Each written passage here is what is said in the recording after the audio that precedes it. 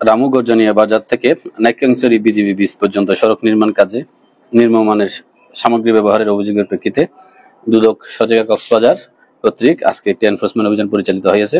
সেই হিসেবে আমরা প্রথমে স্থানীয় সরকার প্রকৌশল অধিদপ্তর রামু অফিসে আমরা আসি।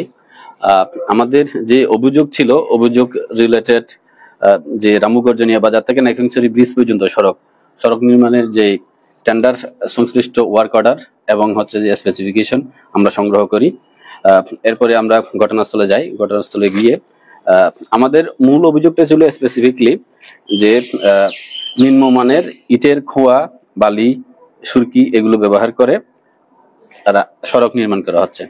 তো আমাদের সাথে গণপূর্ত বিভাগের ইঞ্জিনিয়ার মহোদয় ছিলেন, উনি সহ আমরা বিভিন্ন পয়েন্টে পরীক্ষা করে আমাদের যে ডেপ পাওয়ার কথা ছিল, ওয়ার্ক অর্ডারে ছিল আপনার 4 ইঞ্চি অর্থাৎ 100 মিলিমিটার ডেপ থাকতে হবে, কিন্তু আমরা পাই দেখা গেল কোনো জায়গায় 70 মিলিমিটার, কোনো জায়গায় 90 মিলিমিটার, আবার কোনো জায়গায় 30 মিলিমিটারের মতো। তাহলে ডেপথের যে অংশটা সেখানে একটা ঘাটতি আছে, একটা ত্রুটি আমরা লক্ষ্য করেছি। আর একটা বিষয় ছিল যে নিম্নমানের ইটের খোয়া ব্যবহার করা হয়েছে। তো আমরা যে ইটের খোয়াগুলো ব্যবহার করা হয়েছে সেগুলো আমরা খননের পরে আমরা স্পেসিমেনগুলো কালেক্ট করেছি। আমরা সেটা বিভিন্ন ইঞ্জিনিয়ারিং ডিপার্টমেন্টে পাঠিয়ে ল্যাব টেস্টের মাধ্যমে আমরা যাচাই করব যে আসলে যে ইটটা দিয়ে সড়কটা তৈরি করা হয়েছে সেই ইটের কোয়ালিটিটা কিরকম ছিল। সেই রিপোর্টটা পেলে আমরা পরবর্তীতে সিদ্ধান্ত নিতে পারবো। আরেকটা আমাদের অভিযোগ ছিল যে রামু পূর্ব রাজারকুল আতিয়ারঘাট ব্রিজের এটা নির্মাণের 7 বছরের মাথায় ব্রিজের ফাইল জড়ে গেছে। তো সেটা আমরা সরেজমিনে প্রদর্শন করার জন্য রাজারকুলে যাই আমাদের টিম সহ।